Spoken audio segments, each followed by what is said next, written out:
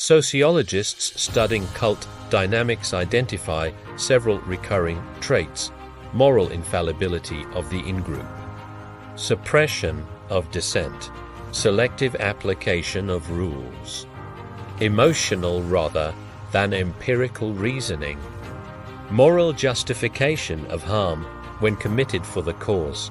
Psychologist Robert J. Lifton described this as doctrine over person, when lived reality must conform to ideology rather than evidence.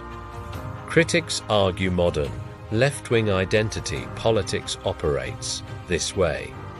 The doctrine divides people into moral categories, oppressed and oppressor. Ensasigné, evocalovant. This framing now governs debates about land, history, sovereignty, and speech. In Australia, the Aboriginal people are encouraged and institutionally supported to claim that the land always was and always will be theirs. This framing is not merely cultural. It is political. The leftist cult never question their traditional ownership to the land. The 2020 three-voice to Parliament referendum proposed constitutionally enshrining a race-based advisory body. Despite being supported by major institutions, corporations, and media outlets, it was rejected by a majority of Australians. Yet, rejection did not end the project. The Victorian government proceeded with treaty processes that establish parallel political structures, including land claims extending into metropolitan Melbourne. Legal scholars such as Antwami have warned that treaties create sovereignty implications beyond symbolic recognition. Critics argue this reveals a cult-like trait: democracy is respected only when it produces the desired outcome. In New Zealand and the Pacific Islands, the left never questioned traditional land ownership. The left in New Zealand increasingly institutionalized race-based policy through reinterpretations of the Treaty of Waitangi. Maori-only health authorities, education, funding, and legal frameworks now exist alongside universal systems. Economist Eric Crampton has noted that New Zealand is moving away from civic equality toward ethnic governance, a trend rarely acknowledged internationally. Despite billions in targeted funding, calls for reparations persist, reinforcing the cult dynamic Lifton described. No concession is ever sufficient because grievance is identity. As with the Aboriginal people, the left believe the Maori and Pacific Islander people are owed by all those who are not considered native, instead as evil colonizers. But, as always with the left, who are and who are not viewed as colonizers varies upon their beliefs. In South America, indigenous land claims are never questioned by the cult of the left, and authoritarian governance often escape criticism unless Western powers are involved. Venezuela illustrates this pattern. When Nicolas Maduro consolidated power amid economic collapse, left-wing activists abroad frequently framed opposition as U.S. interference. This persisted even as millions of Venezuelans fled the country. Political scientist Javier Corrales has documented how ideological alignment led international progressives to excuse authoritarianism so long as it opposed American influence. Again, doctrine overrides lived reality. In Africa, blacks' claim of traditional ownership of the land and nations is never questioned by the cultist left. South Africa's land reform policies are often justified internationally as historical correction. Yet economists such as Thomas Sowell and reports from the World Bank have documented the economic collapse following similar policies in Zimbabwe. White farmer murders in South Africa are routinely minimized in international discourse. Our frames et de colonisation critics demonstrates another cult behavior. Violence is excusable if it aligns with ideology. Meanwhile, ongoing civil wars in Sudan, Ethiopia, and the Congo attract little attention. The left's preferred response is not peace-building, but resettlement, importing unresolved conflicts into Western nations. China represents one of the starkest inconsistencies. Despite overwhelming evidence from UN reports documenting mass detention of Uyghur Muslims, forcé de labour, and cultural erasure, criticism from Western progressive movements is muted. Hong Kong's dismantled autonomy, Tibet's suppression, and Taiwan's sovereignty claims are frequently downplayed. Sinologist Frank Dikötter has noted that China benefits from ideological shielding. It cannot be condemned without undermining anti-colonial narratives central to leftist doctrine.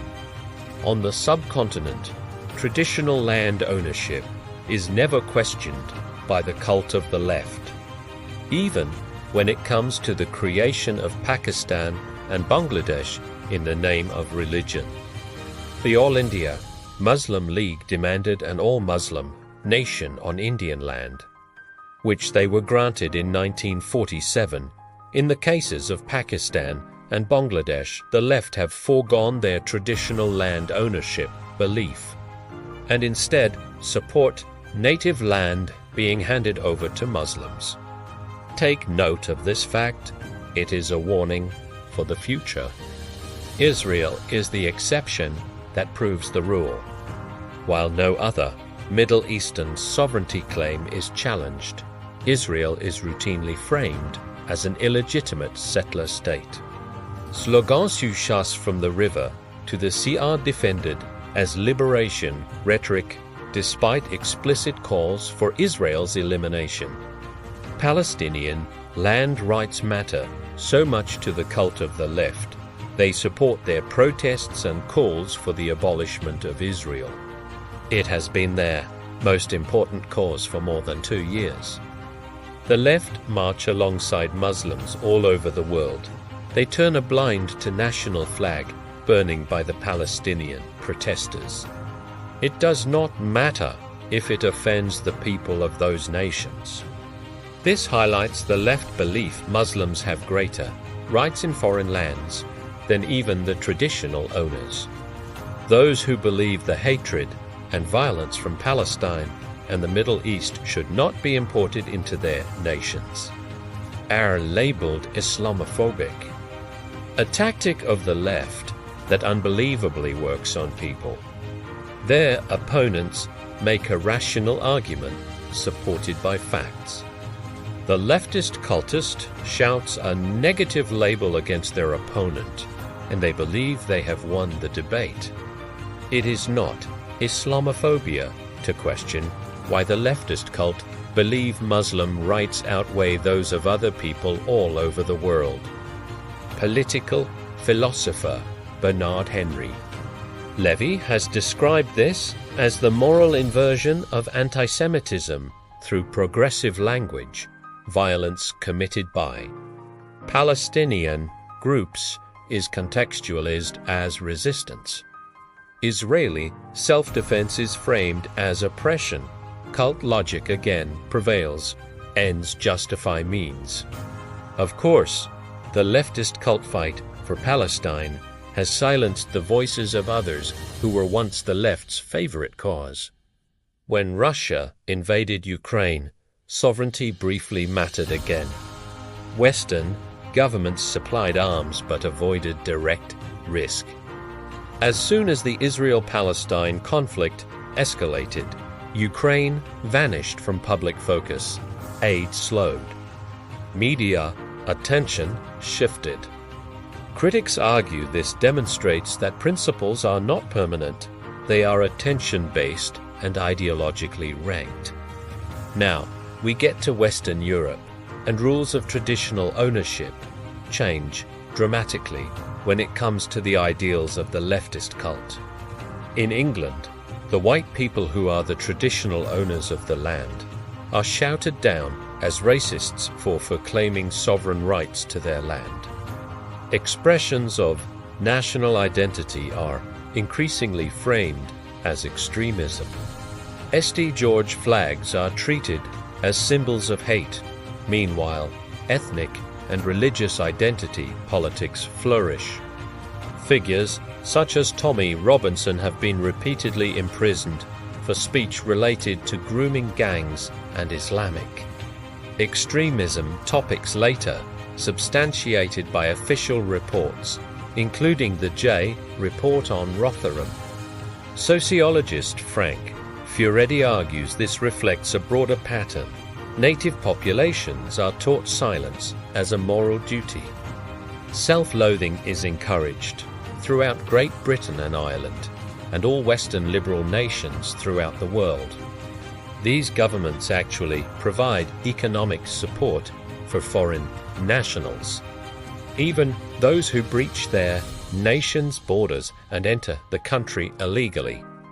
If the people speak against immigration, even against those who have entered their nations illegally, they risk being arrested. When British governments do not display strong enough support for immigrant causes, even in their homeland thousands of miles away, they are permitted to protest, burn British national flags, all without fear of reprisal. There is no allowance of always was always will be English land. England is far from the only liberal Western European nation that lives under these self-loathing, freedom-crushing, leftist cultist ideals. Germany, France, Sweden, Italy, Holland, Belgium, Spain, and many others, largely under the leftist claim of these nations owing the people of former conquered lands. Though the same rules do not apply to nations such as Japan, who conquered much of Southeast Asia, those perceived as victims by the leftist cult are owed by those they view as oppressors. However, they do display a hierarchy when it comes to determining victimhood.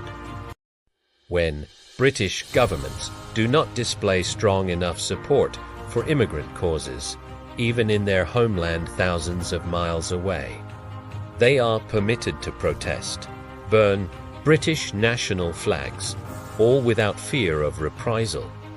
There is no allowance of always was always will be English land.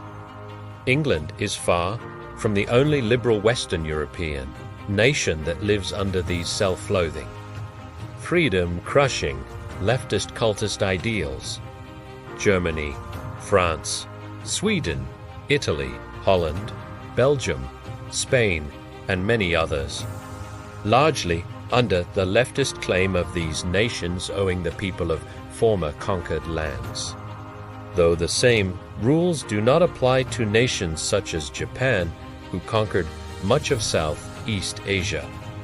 One nation where this is made clear is the United States. While the leftist cult does not argue the American Indians are the traditional owners of the land, their role as the primary victims of American colonization has been superseded. African Americans are portrayed as the greatest victim community in the country, due to their ancestors being used as slave labor in the past.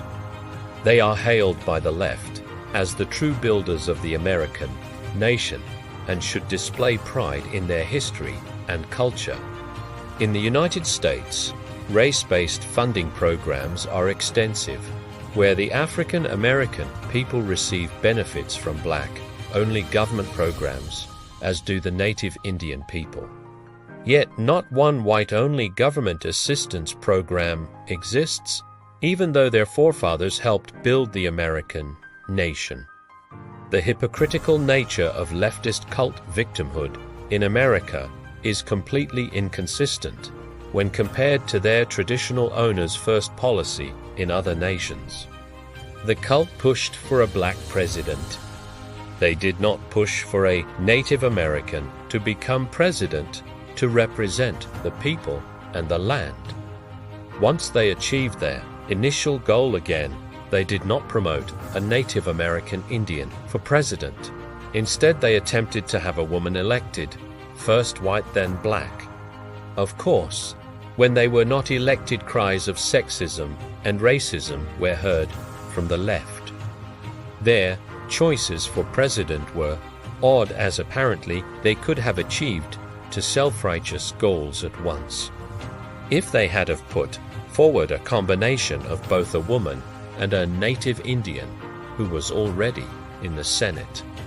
Of course, even though they are not traditional owners of the land, African Americans demand reparations. A common thread when it comes to leftist cultist ideology, victimhood should equal financial reparations. Immigrants enter former empire, building European nations, and claim they are owed due the sins of the past.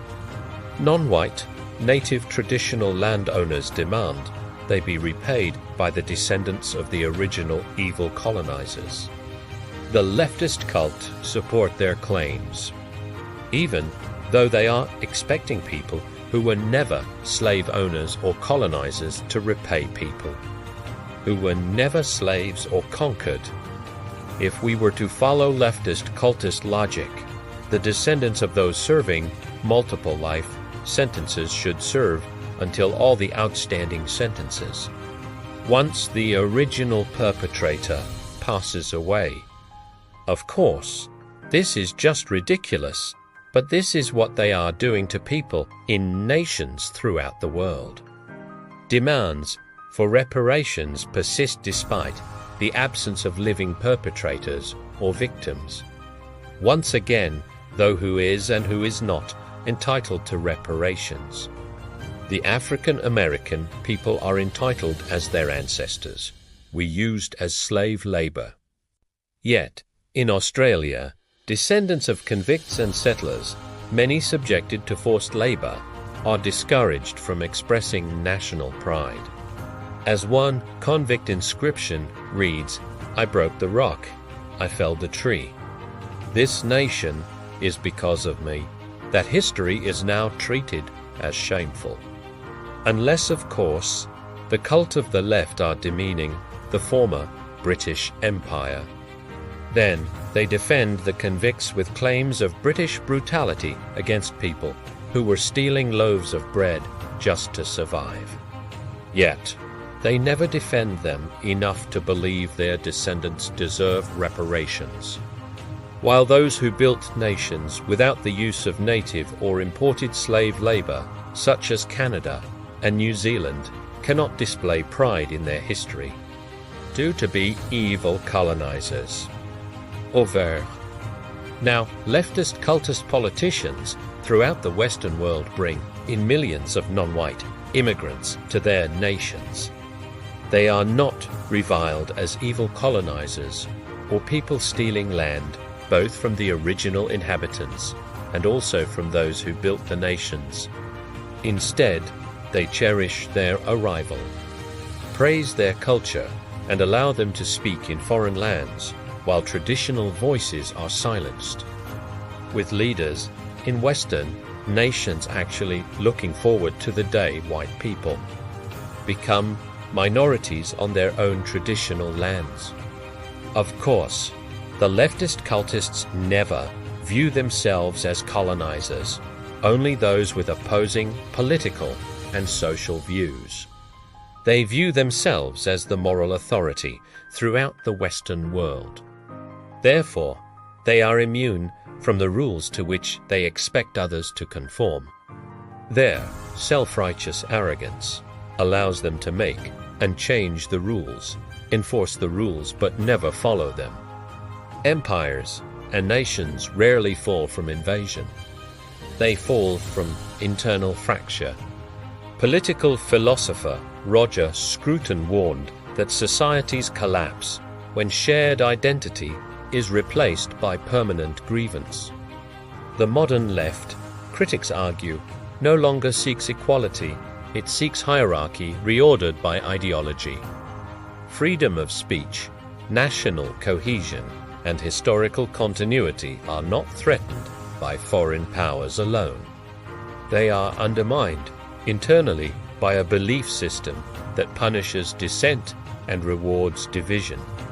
If Western nations wish to survive, they must rediscover civic equality, not cult obedience. The people must realize their greatest threats comes from within. It is the socialist politicians that place their cultist ideals before the interests of the people. The leaders who unfairly create and enforce laws based upon perceived grievances, not actual harm, who place the interests of one section of a society over another, claiming fairness whilst doing so, but instead creating division and hatred. If Western nations once again wish to move forward, then the people must stand up to their enemies within.